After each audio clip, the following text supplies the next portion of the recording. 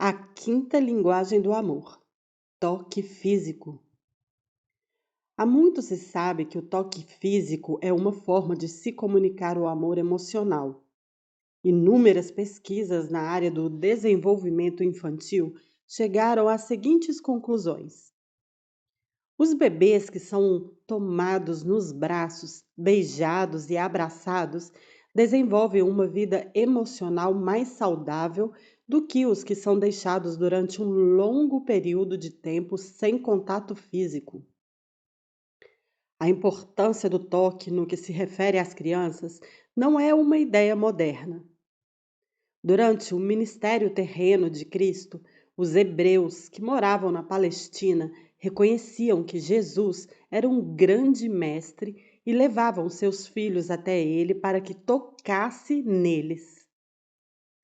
Como podemos nos lembrar, seus discípulos repreenderam aos pais daquelas crianças, pois acharam que o Filho de Deus estava ocupado demais para aquela atividade tão frívola.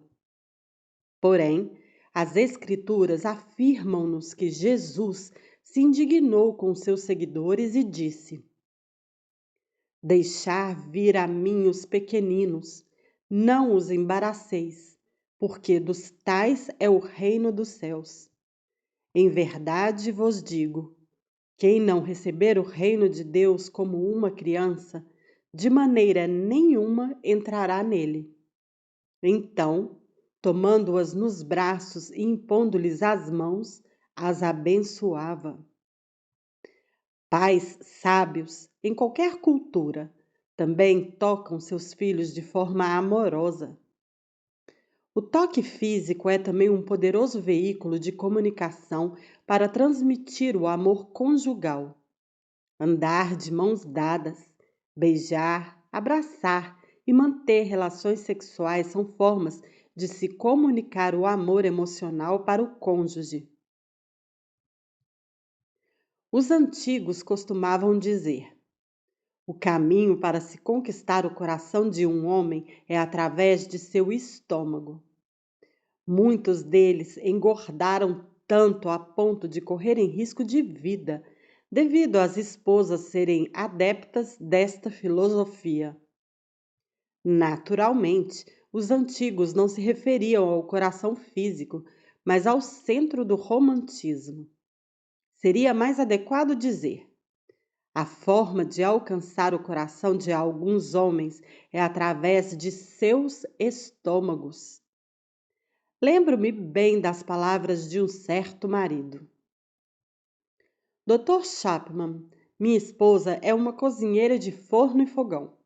Ela gasta horas cozinhando, faz os pratos mais elaborados que existem. E quanto a mim, sou um daqueles homens que apreciam purê e carne moída.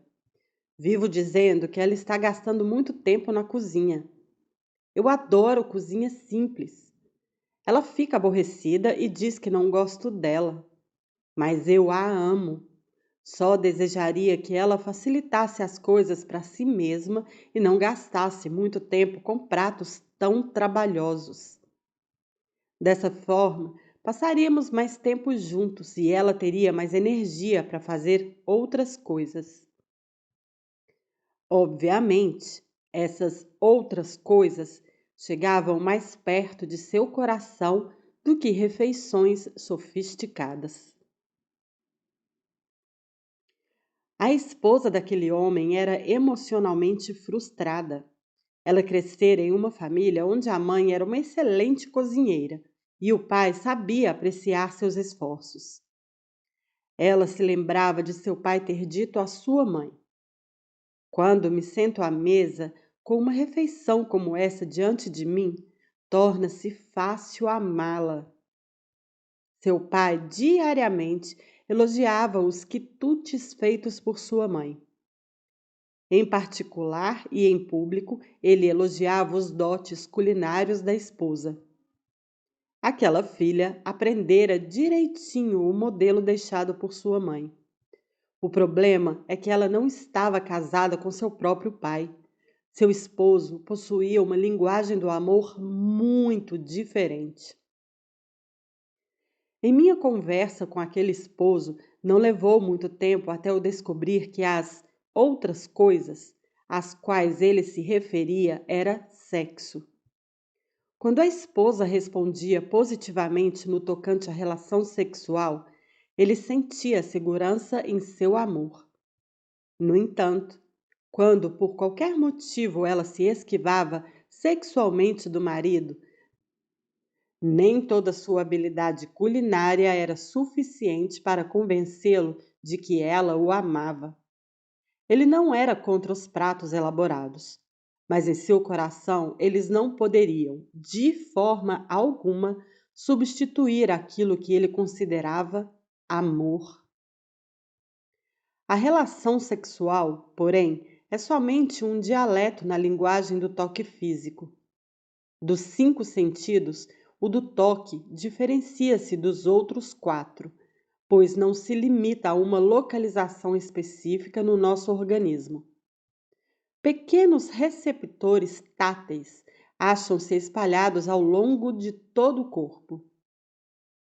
Quando esses receptáculos são tocados ou apertados, os nervos carregam esses impulsos para o cérebro.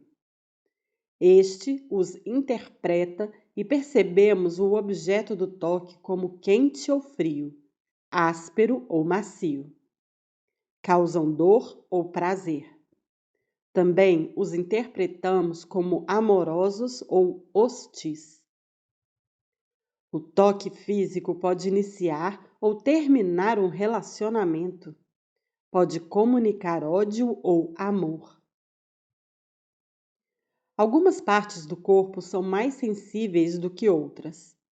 A diferença deve-se ao fato dos pequenos receptores táteis não estarem espalhados aleatoriamente pelo nosso organismo, mas sim distribuídos em grupos.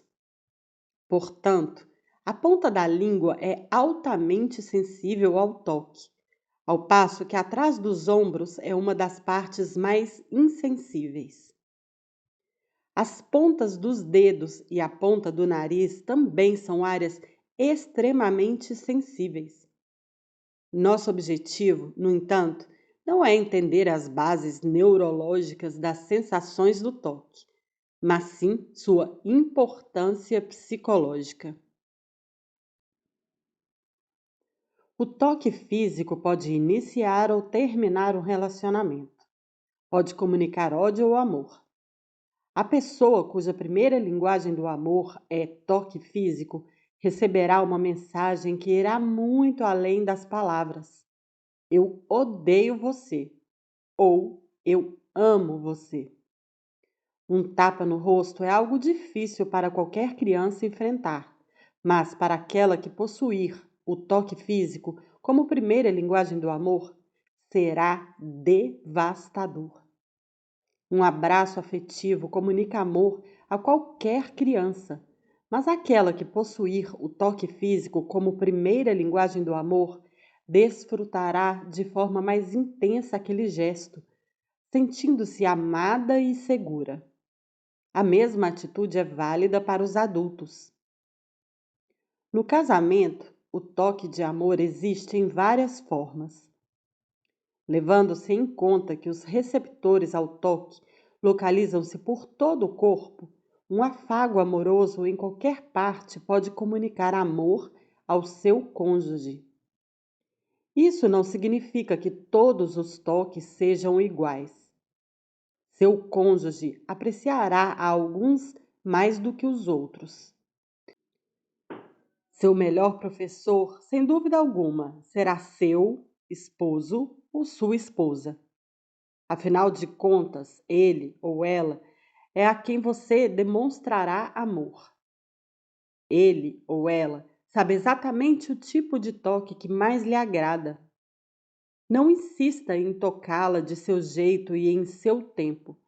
Aprenda a falar o dialeto dele ou dela, pois alguns toques podem ser considerados desconfortáveis ou irritantes. A insistência em praticar tais atos pode comunicar o oposto ao amor. Talvez afirme que você não é sensível às necessidades dele e não se importa com a sua percepção de prazer. Não caia no erro de achar que o que lhe traz prazer também trará a seu cônjuge.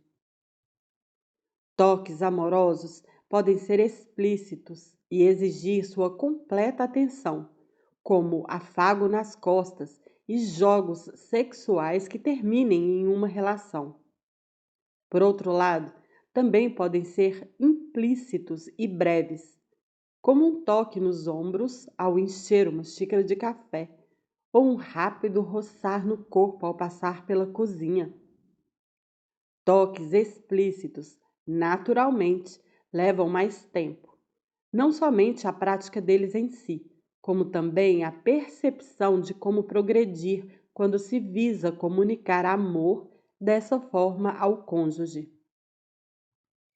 Se uma massagem nas costas comunica eficazmente seu amor a seu esposo, então todo o tempo, dinheiro e energia que você gastar para aprender a ser um bom massagista será, sem dúvida, um bom investimento.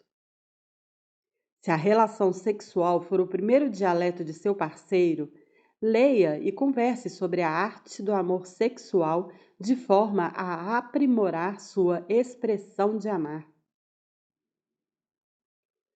Toques implícitos de amor levam menos tempo, porém desenvolvem o treinamento, especialmente se o toque físico não for sua primeira linguagem do amor.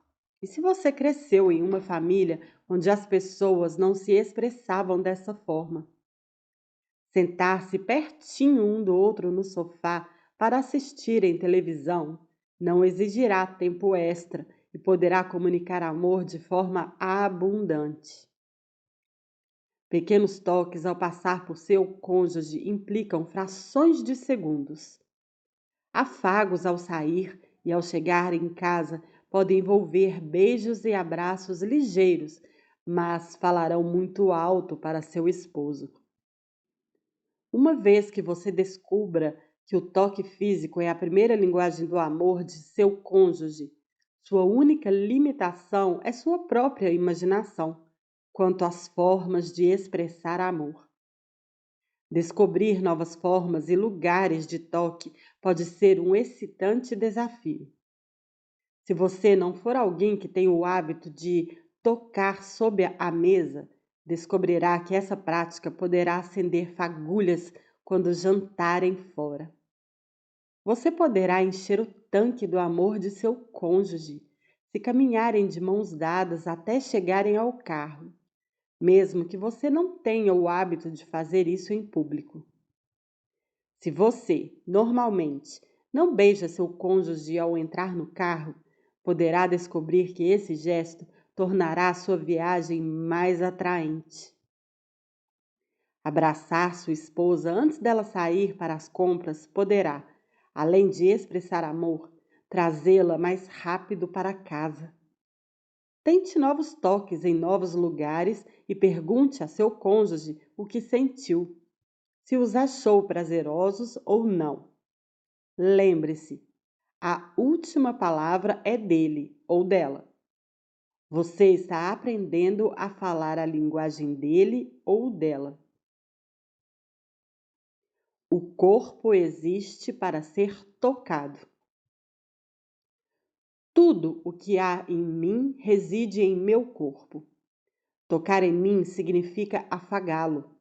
Afastar-se dele é distanciar-se de mim emocionalmente.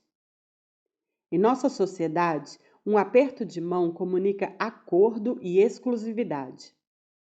Quando, em raras ocasiões, um homem recusa apertar a mão do outro, a mensagem que essa atitude comunica é que as coisas não vão bem naquela amizade. Todas as sociedades possuem formas de toque físico como cumprimento social. A maioria dos homens americanos não se sente confortável com fortes abraços e beijos, mas na Europa eles têm a mesma função de um aperto de mão. Em cada sociedade há formas adequadas e inadequadas de se tocar as pessoas do sexo oposto. A recente atenção voltada para os assédios sexuais tem evidenciado as formas inapropriadas. No casamento, entretanto, tudo isso é determinado pelo casal, dentro de algumas amplas diretrizes. Abuso físico é, naturalmente, condenado pela sociedade e existem organizações sociais cujo objetivo é ajudar tanto esposas quanto esposos vítimas dos excessos. Nossos corpos foram feitos para toques, mas não para abusos. Se a primeira linguagem do amor de seu cônjuge for o toque físico, nada será mais importante do que abraçá-la quando ela chorar. Este século caracteriza-se como a era da abertura e liberdade sexual. Essa conquista, porém, tem demonstrado que o casamento onde ambos os cônjuges são livres para ter relações sexuais com outros parceiros é uma ilusão. Os que não discordam disso por motivos morais não aceitam por razões emocionais. Há alguma coisa em nossa necessidade por intimidade e amor que não nos permite dar tal liberdade a nosso cônjuge. A dor emocional é profunda e a intimidade evapora-se quando tomamos conhecimento de que nosso cônjuge está envolvido sexualmente com outra pessoa. Os arquivos dos conselheiros estão repletos de registros de esposos e esposas que tentam superar o trauma emocional de um cônjuge infiel.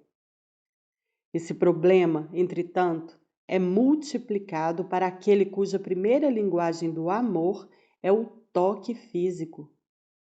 É por isso que machuca tanto. O toque físico, como expressão de amor, agora é dado a outra pessoa. Não é que o tanque emocional tenha se esvaziado. O fato é que ele explodiu. Serão necessários inúmeros reparos para que aquelas necessidades emocionais sejam supridas. As crises e o toque físico. De forma mais ou menos instintiva, abraçamos uns aos outros em tempos de crise. Por quê? Pois o toque físico é um poderoso comunicador de amor. Em épocas difíceis, mais do que em qualquer outra, precisamos nos sentir amados. Nem sempre devemos mudar as situações, mas podemos superá-las se nos sentirmos amados. Todos os casamentos atravessam crises. A morte dos pais é inevitável.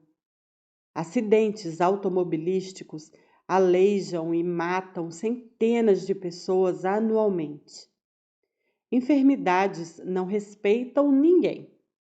Desapontamentos fazem parte da vida. A coisa mais importante a ser feita por seu cônjuge quando este atravessar alguma crise na vida é amá-lo. Se a primeira linguagem do amor de seu esposo ou sua esposa for o toque físico, nada será mais importante do que abraçá-lo quando ele chorar. Suas palavras talvez não tenham muita importância, mas o toque físico comunicará que você se preocupa com ele. As crises propiciam uma oportunidade singular para se expressar amor. Toques afetuosos serão lembrados muito tempo ainda após as dificuldades terem passado. Porém, a ausência de seu toque talvez jamais seja esquecida. Desde minha primeira visita ao West Palm Beach, na Flórida, muitos anos atrás, recebo com alegria os convites para voltar e dar meus seminários naquela região. Em uma dessas ocasiões, conheci Peter e Patsy. Eles não eram originários da Flórida, poucos o são, mas já moravam ali há 20 anos e sentiam-se em casa. Meu seminário fora promovido pela igreja local, e no percurso do aeroporto para a igreja, o pastor comunicou-me que Patty e Patsy haviam solicitado que eu passasse a noite na casa deles. Procurei demonstrar contentamento, mas sabia de experiências anteriores que aquele tipo de solicitação implicaria em uma sessão de aconselhamento até altas horas da madrugada. No entanto, eu me surpreenderia mais de uma vez naquela noite. Quando o pastor e eu adentramos aquela espaçosa casa estilo espanhol, decorada com muito bom gosto, fui apresentado a Patsy e a Charlie, o gato da família. Ao olhar ao redor, pude aferir que ou os negócios de Patty iam muito bem, ou seus pais deixaram-lhe uma grande fortuna, ou ele estava enterrado em dívidas. Depois descobri que meu primeiro palpite estava correto.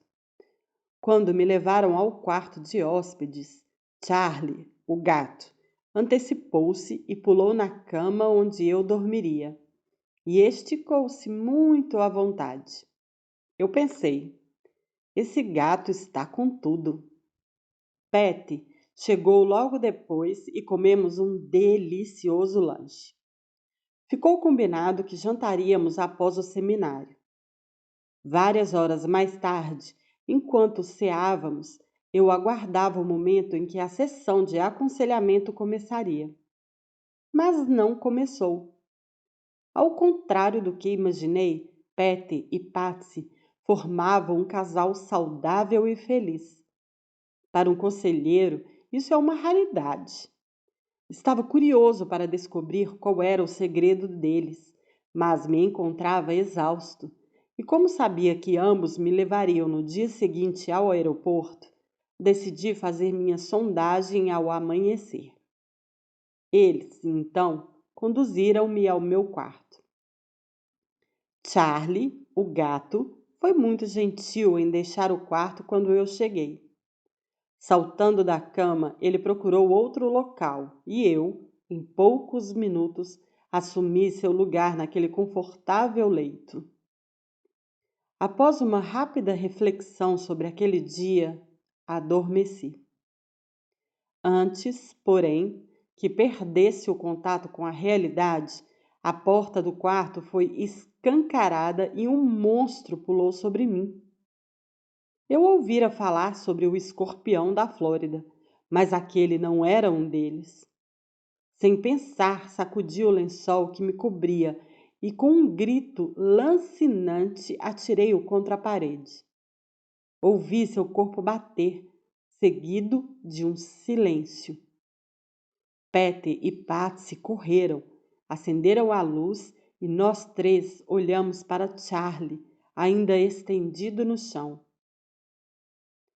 Patty e Patsy sempre se recordam disso e eu jamais me esquecerei.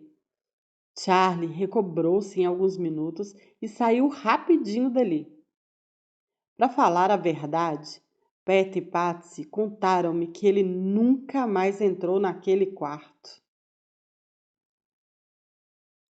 Após meu episódio com Charlie, não sabia se Patty e Patsy ainda me levariam ao aeroporto e nem se teriam algum interesse por mim.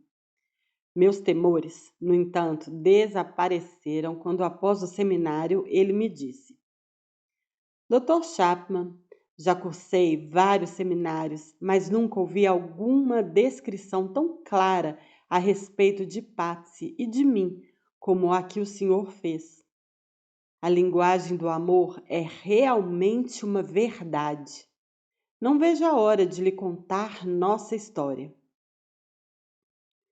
Após despedir-me das pessoas presentes ao seminário, saímos a caminho do aeroporto. Em nosso percurso de aproximadamente 45 minutos, Patty e Patsy começaram, então, a contar-me sua história. Nos primeiros anos de seu casamento tiveram grandes problemas.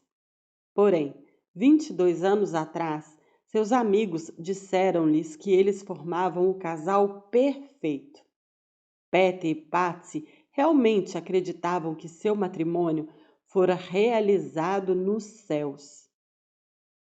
Eles cresceram na mesma comunidade, frequentaram a mesma igreja e estudaram no mesmo colégio. Seus pais tinham estilos de vida e valores semelhantes. Patty e Patsy apreciavam muitas coisas em comum. Ambos gostavam muito de jogar tênis, velejar e sempre conversavam a respeito de como possuíam os mesmos interesses. Eles, aparentemente, tinham todas as similaridades que se acredita necessários para se diminuir os conflitos em um casamento. Começaram o namoro no segundo ano da faculdade. Faziam cursos diferentes, mas davam sempre um jeito de se encontrar pelo menos uma vez por mês e em algumas ocasiões especiais. Ainda na escola, estavam convencidos de que haviam nascido um para o outro. Ambos, no entanto, concordaram em terminar a faculdade antes de se casarem. Pelos 3 anos seguintes, tiveram um relacionamento idílico. Um final de semana, ele a visitava em seu campus, e no outro era a vez dela retribuir a visita dele. No final de semana seguinte, eles iam para suas casas visitar suas famílias, mas a maior parte do tempo também ficavam juntos. No quarto final de semana de cada mês, no entanto, ambos concordaram que não se veriam e utilizariam o tempo para desenvolver atividades de seus interesses pessoais. Com exceção de eventos especiais como aniversários, realmente respeitavam esse planejamento. 3 semanas após receberem seus diplomas, ele em economia e ela em sociologia, casaram-se.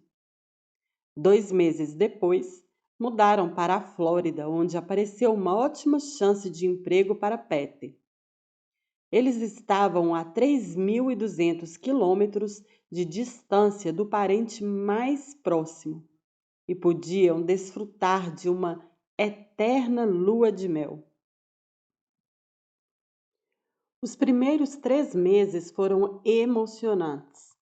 Mudar, achar um apartamento e curtir um ao outro. O único motivo de conflito que tinham era a louça para lavar. Patty achava que ele possuía uma técnica mais eficiente para aquela tarefa.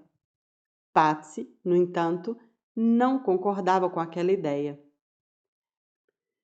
Chegaram então à conclusão de que quem fosse lavar a louça utilizaria a forma que desejasse.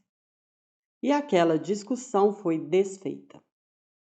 Eles tinham uns 6 meses de casamento quando Patsy achou que Patty estava se afastando dela. Trabalhava horas além do expediente normal e, ao chegar em casa, gastava tempo demais no computador.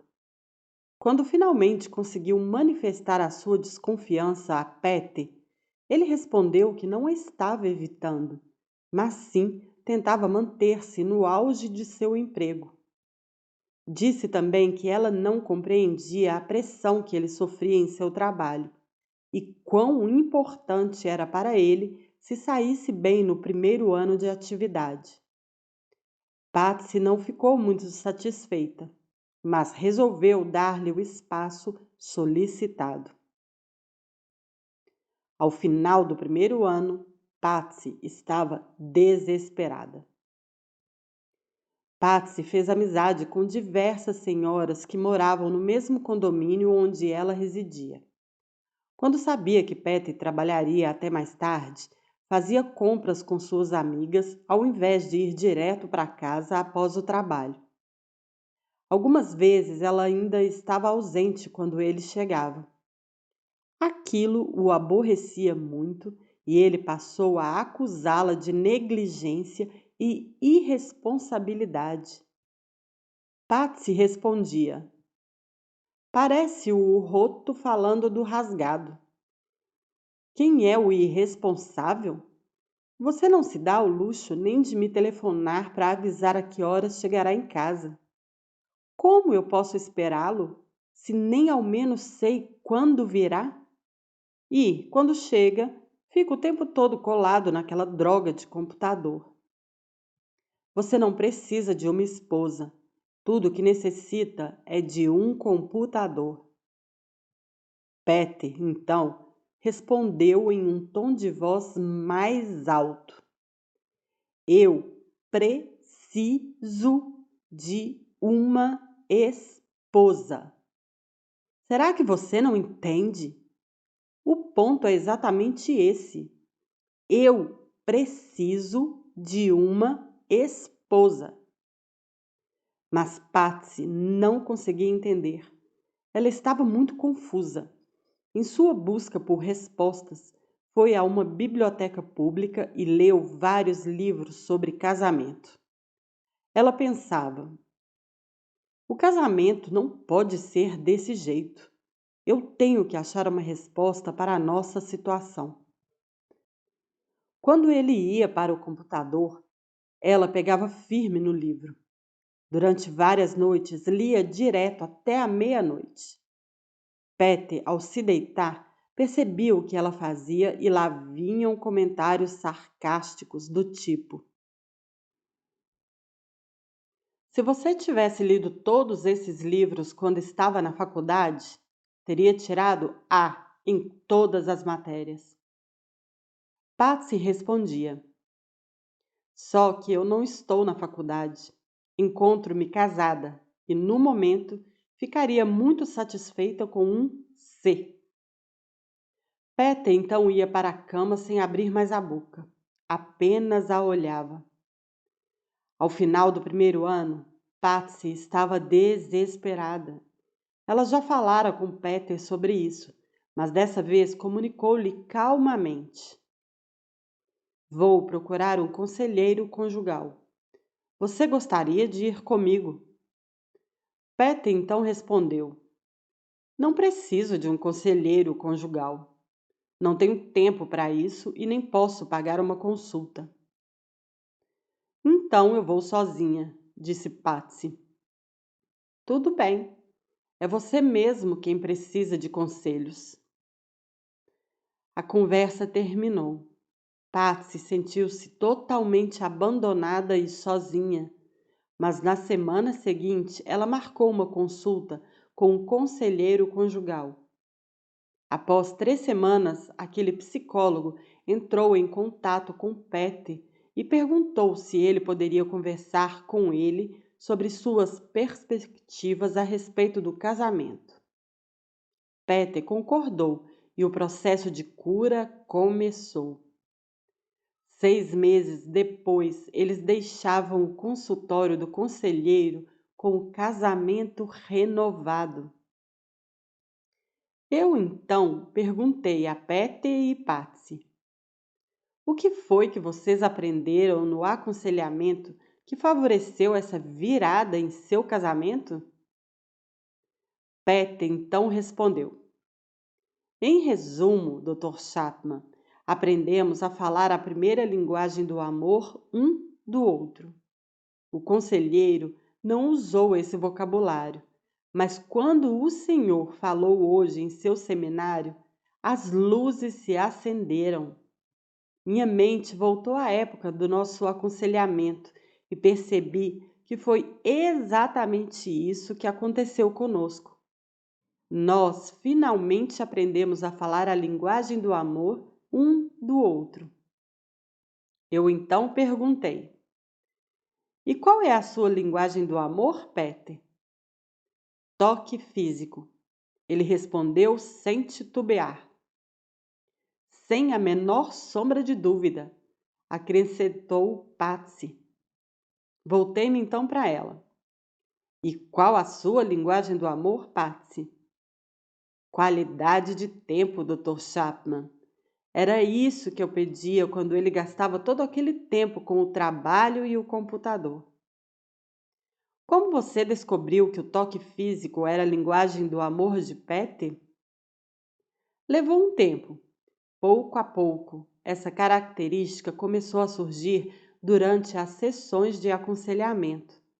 No começo, acho que Pet nem se apercebeu.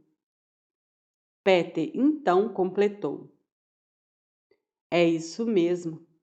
Eu estava tão inseguro em minha autoestima que levou um tempão até que eu identificasse e percebesse que a ausência do toque de Patsy havia feito com que eu me afastasse dela. Eu nunca disse que precisava do toque dela. Em nossa época de namoro e noivado, eu sempre tomava a iniciativa de abraçar, beijar, andar de mãos dadas, e ela sempre foi receptiva. Isso fazia com que eu achasse que ela me amava. Após nosso casamento, houve situações em que eu a procurei fisicamente e ela não correspondeu. Achei que ela estivesse muito cansada devido às suas responsabilidades no novo emprego. Eu não percebi, mas concluí isso pessoalmente. Senti-me como se ela não me achasse mais atraente. Então, decidi que não tomaria mais a iniciativa para não me sentir mais rejeitado. E esperei para ver quanto tempo demoraria até que ela decidisse beijar-me, tocar-me ou demonstrar uma nova experiência sexual. Cheguei a esperar 6 semanas por um toque. Aquilo foi insuportável. Eu me afastava para ficar longe da dor que apertava quando estava com ela. Sentia-me rejeitado, dispensado e mal amado. Então Patsy acrescentou: Eu não tinha a menor ideia de que ele se sentia dessa forma. Sabia que não me procurava mais. Não nos abraçávamos, nem nos beijávamos como antes. Mas achei que, desde que estávamos casados, isso não era mais tão importante para ele. Compreendia também que ele estava sob pressão no trabalho. Não tinha, porém, a menor ideia que ele desejava que eu tomasse a iniciativa. Fez uma pausa e prosseguiu.